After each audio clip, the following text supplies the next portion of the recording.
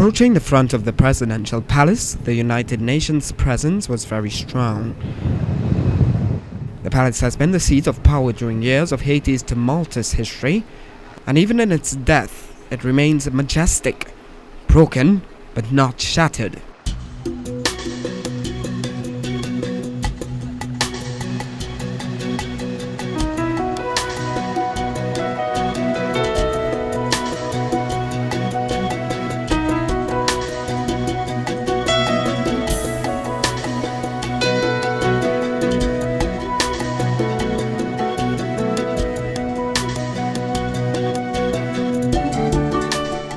The Haitian flag flies at half-mast on the plush grounds of the compound.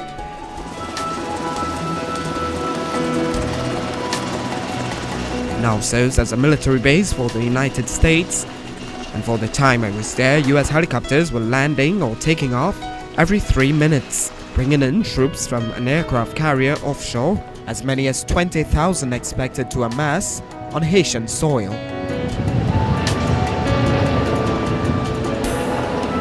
Thousands of Haitians gathered outside, hoping this is a place where they'd find relief more quickly than anywhere else.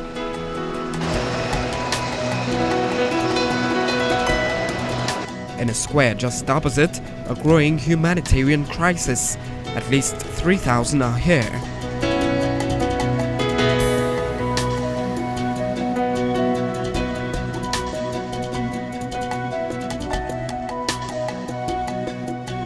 But many have found that being close to the Americans is not necessarily a ticket to fast food. They see the choppers come in and go out, but complain that no supplies are reaching them. This is not the good place to live, but they smell something sometimes. What, have you been getting, anyone has been giving you food or stuff? Have you been getting relief? The government do not give them. They do not come to see them. What about the, like the United Nations or the United States? Qui ça passé? Les Américains qui descendent là, moun qui descendent là avec aide là yo. Ça ou fait avec aide là, comment nous fait pas nous? They do not give them anything.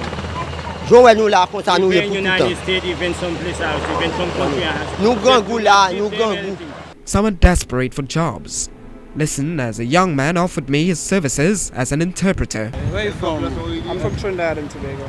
Alright. You already got an interpreter? Yeah. Okay, I see it. It's your interpreter? I pay him. I pay him. Why? Interpreter. You know what I mean? Alright, well, I may need another one tomorrow. You do need one tomorrow? I would need one tomorrow.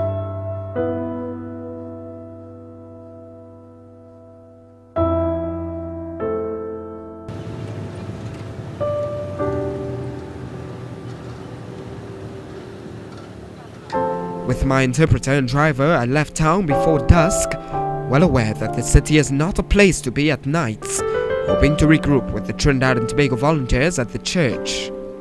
On the way out, we took another route and saw more of the horror of the deadly Haitian earthquake.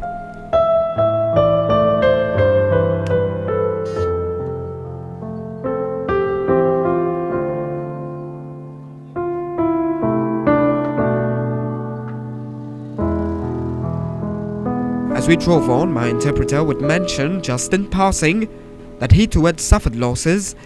When I heard of the significance, I asked him to put it on camera. He had lost his wife and children. My wife was in the houses by that time, and then she came from at work, and my wife and my kids, they was in the building by that time, and then they came from to school. My wife came from to work, and then they get in the building by that time. That's the reason why when that thing happened, and then the building get broken, and then they die in there. He told me that a total of 8 members of his family had died, and 17 neighbors also perished. He was able to remove his wife and children out of the rubble. Yeah, they do that, and then I put them, two, two kids that I have and my wife, and I put them someplace else. And then now I'm gonna have to do the funeral for them.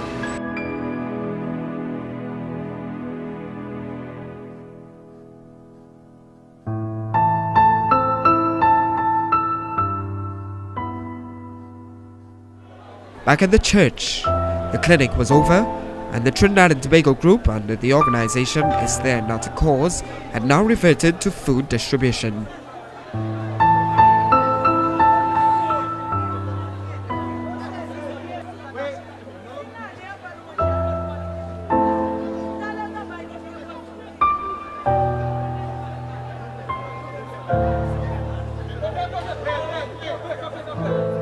There was one entrance in and one exit out, but the crowd was getting thicker and thicker, and the doorways were becoming jammed.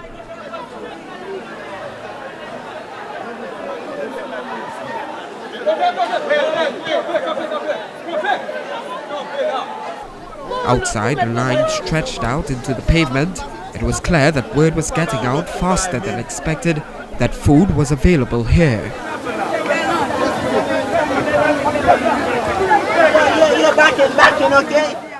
Things like these are certainly not uncommon in Haiti at this time. You just put a place where there's food, where there's water, where there's medicine, and these are the types of crowds you get. Fortunately today, this is not an armed crowd. Eventually, the doors had to be shut, only those already inside being given supplies, which in any case had quickly been exhausted. Boxes and boxes of them.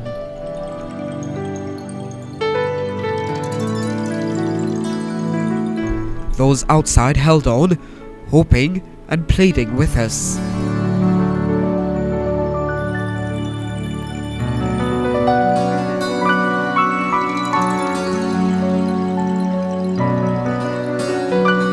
Mister, give me something. I need something. Give me something. Give me something. I need something. You know, because I'm very hungry now. They're done for today. They come back tomorrow. Oh God, you understand me? I'm very hungry now, you know, man. My bucket is empty. I don't have family. I don't have a house now. You know, I work in the town. I live in the town. You understand me? I don't have nothing. I'm sorry, I can't do anything. They closed off for today. If you come back tomorrow, you may be able to get something to eat. Oh, you don't have nothing. You'll come back tomorrow. Oh, tomorrow.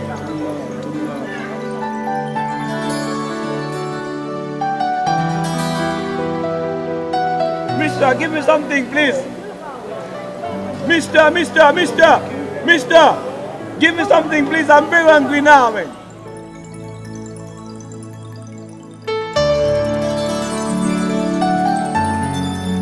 The patients who had already been treated earlier were allowed to leave, each of them with packets of rice, peas and other foodstuff.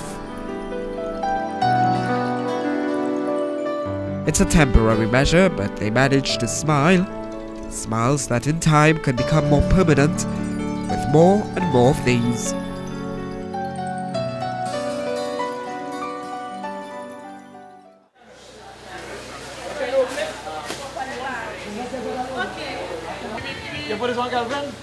At our base, 1 hour north of Port-au-Prince, more supplies had arrived, and the TNT group, now joined by a second batch, raising the number to over 60, got straight to packing in preparation for more deliveries the following day.